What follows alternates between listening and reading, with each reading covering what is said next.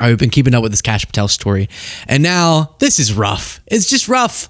My point yesterday was there's something to be said about learning about one's leadership from how they respond to a scandal. Not just what is the scandal, but how do they respond to it? And Hegseth has been notorious for something bad happens and then his unhinged response to the bad thing is even worse than the bad thing. And now Kash Patel's jumping in on it.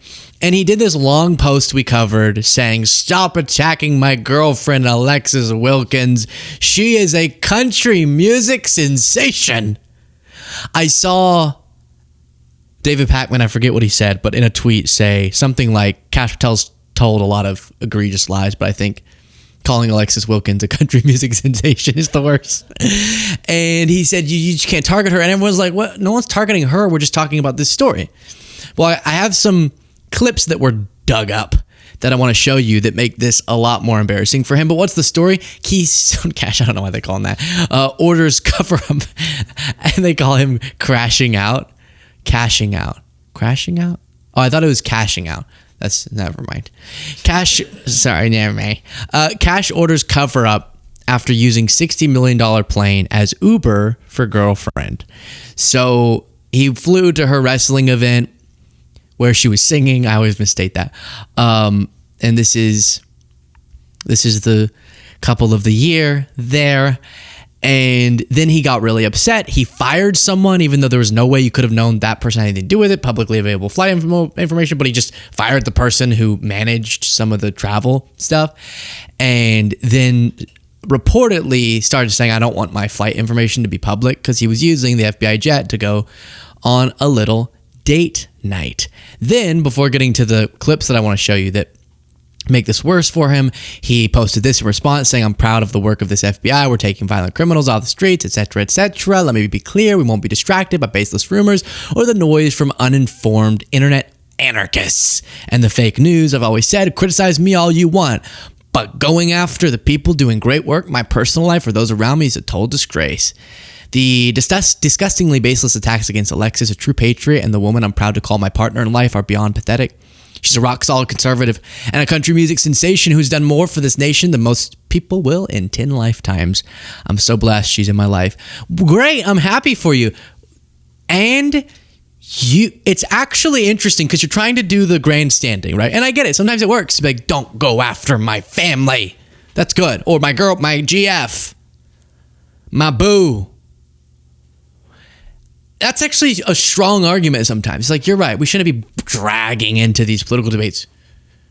No one dragged her in. Now, if you're talking about the spy allegations, that's a little bit too deep internet niche for you to be addressing publicly. So that would be weird for you to even address. It's kind of just like silly nonsense, I think. But maybe it's a big thing in the conservative world. I don't know. But he posted it right while he was freaking out over this jet story.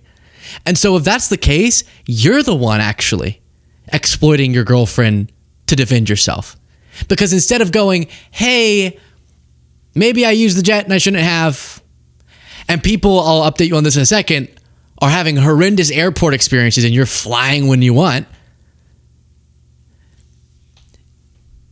And I forgot the end of that point. So that's, something that I think should be noted passionately.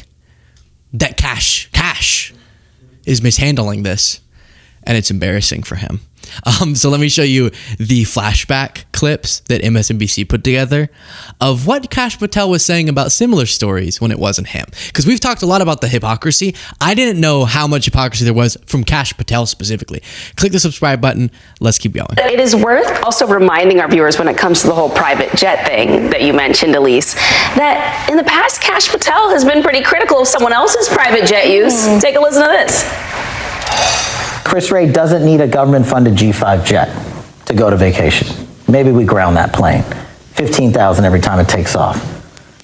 This is odd. Go take their money. Chris Wray doesn't need a private jet. We're not the guys running around on private jets. And somebody, maybe in Congress, should ask for how many flights on a private jet Director Comey took, or my predecessor Director Wray took, and how many personal trips they took.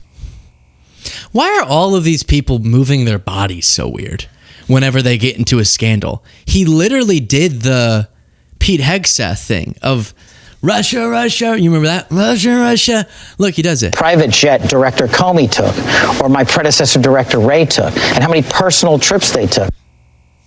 Very weird. A little tell. He must be very bad at poker. Cash.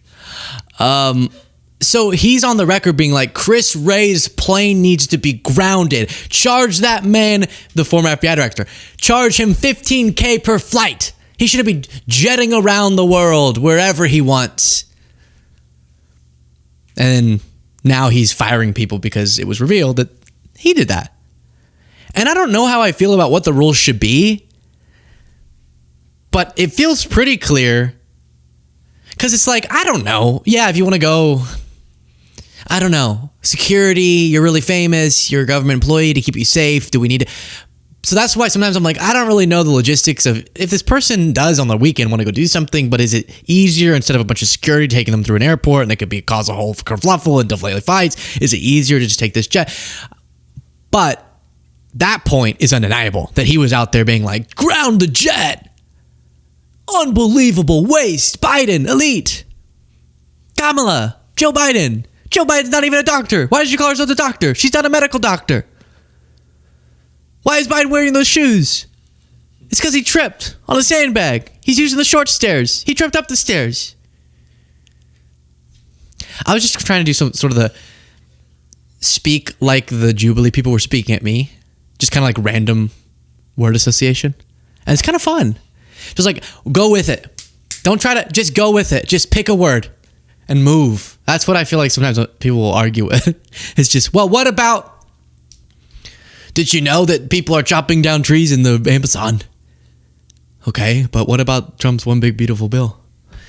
It's been driving me crazy. Some of those clips have been circulating. Now, while Kash Patel's doing that, this is what you're going to experience if you go to, for example, the Houston airport. Passengers are frustrated. We talked to someone who was waiting 5 hours yesterday and he was coming back today. But take a look. This is here, Terminal E, where you can see the line is just wrapped around here. The terminal even goes out the door here. And if you're familiar with this, you obviously know you have to come early. But this time around, they are saying that TSA wait times could be up to 3 hours. And that is just super tough for a lot of people. We've been talking. TSA wait lines up to 3 hours because of the shutdowns. We need to get heavy drugs pumped into these airports or there will be violence. I don't know which ones. Weed, maybe? Can you like pump weed smoke? Just kind of hotbox everyone? You're Willie Nelson high. Get everyone Willie Nelson. I'm worried there's gonna be brawls. Because I've waited for like 30 minutes in a security line before and almost strangled Jaden to death. So, or you know when you get clear, like we got clear. The thing that's supposed to make it go faster. And then you walk up and you're like, ba-ba-doo-ba-da-ba-doo, pow, I got clear. And you kind of feel a little bit cooler than everybody. And you're like, ha. And you walk up and you go, I have clear. Let me walk in here. And they go, no, this is for clear. And if you also have TSA pre-check, you have to have both. What? What kind of sick game is this? And then you walk into the machine, even when you do get it. And sometimes it takes forever. So there will be violence. We need complimentary shots, maybe. That helps me in airports, is sometimes drinking here and there. But I'm worried. People standing in line for picture really everyone with you, 3 hours in a security line. And that's because of the shutdown. And Trump's uninterested in negotiating. I get, yes, Democrats aren't voting for the funding bill. That's true. Because they want these healthcare concessions. I just want to say one more time, I'm getting a little bit bored / annoyed with people doing a really dumb, well, this is the Democrat shutdown, or this is the Republican. It's like, you need more votes than Republicans have, so they need Democratic votes, and Democrats don't want to give them unless they make healthcare concessions.